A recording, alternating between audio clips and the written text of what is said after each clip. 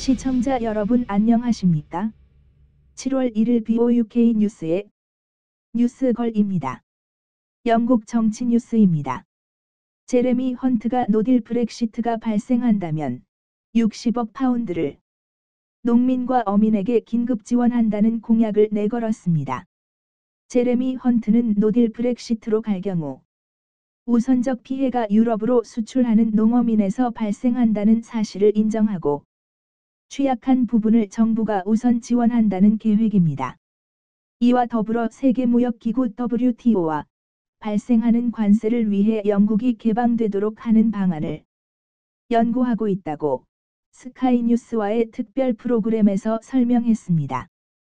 항만과 공항이 전국적으로 조율될 수 있도록 비상사태를 포함한 상품의 영국 내 출입을 위한 계획은 교통부가 주도하는 새로운 국가물류위원회 내셔널 러지스틱스 커미티가 주도하게 된다고 합니다. 법인세율은 12.5%로 인하하고 연간 보조금을 500만 파운드로 인상하고 주요 거래 사업체의 90%를 차용하는 등 노딜 브렉시트 준비를 준비해야 한다고 역설했습니다.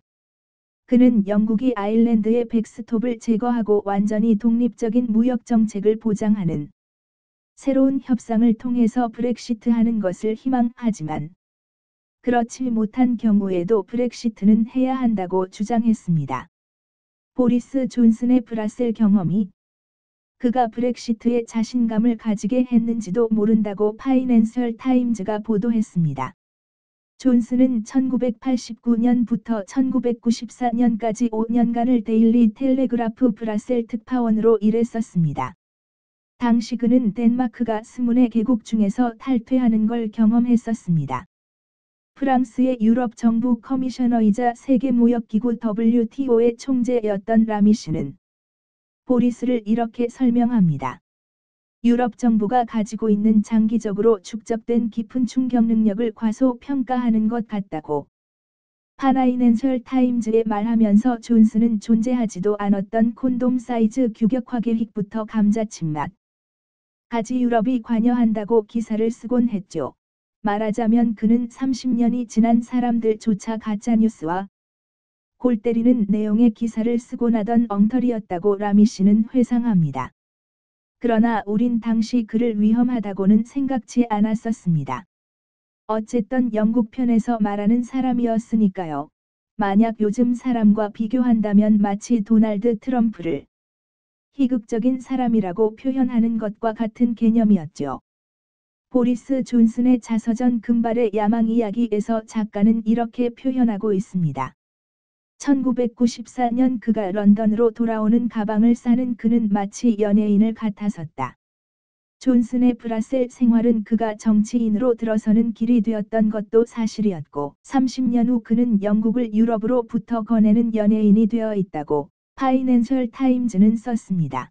메이 수상은 보라스 존슨의 브렉시트를 위해 죽기 아니면 살기 태도를 보이는 것에 옳은 행보가 아니라고 일침을 가했습니다. 뿐만 아니라 하원에서 노딜의 위험성을 주장하는 의원들의 협조를 받기가 어렵습니다라고 메이 수상이 말했다고 이브닝 스탠다드가 보도했습니다.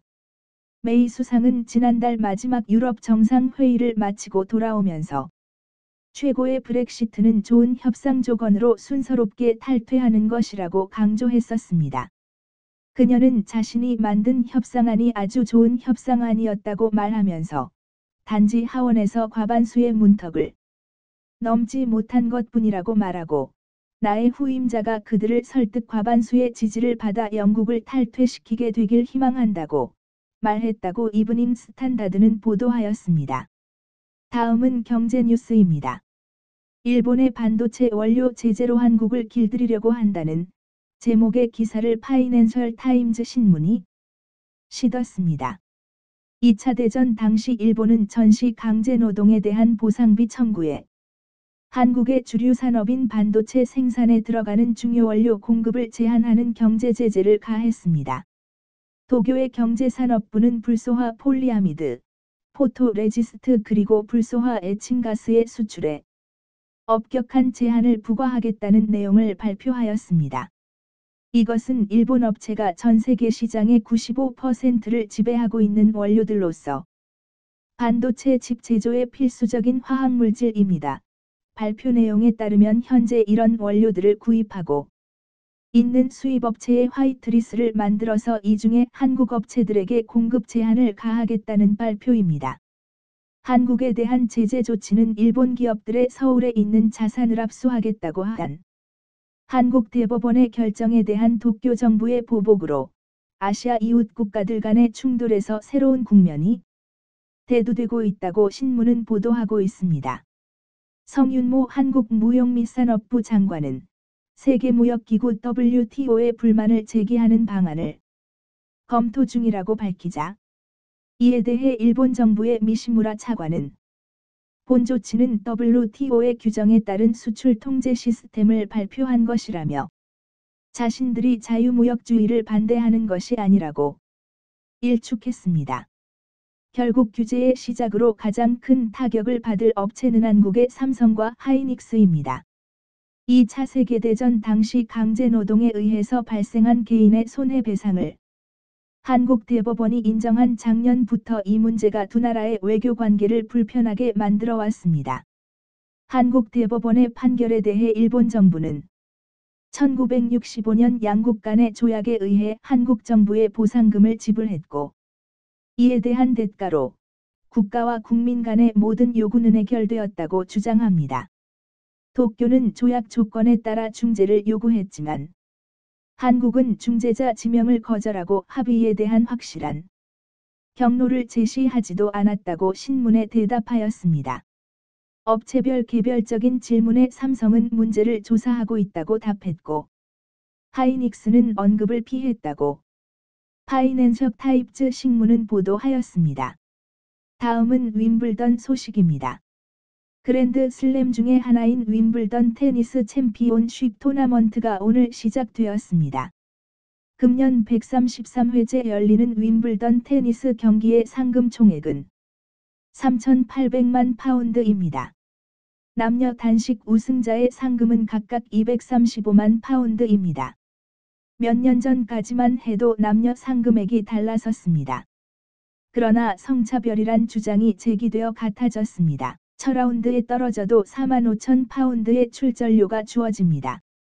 수년 전까지만 해도 가난한 나라에서 처음 오는 외국 선수들이 호텔을 못 가고 저렴한 민박을 찾던 모습은 이제 없어졌습니다.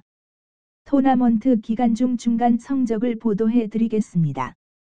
시청해 주셔서 감사합니다.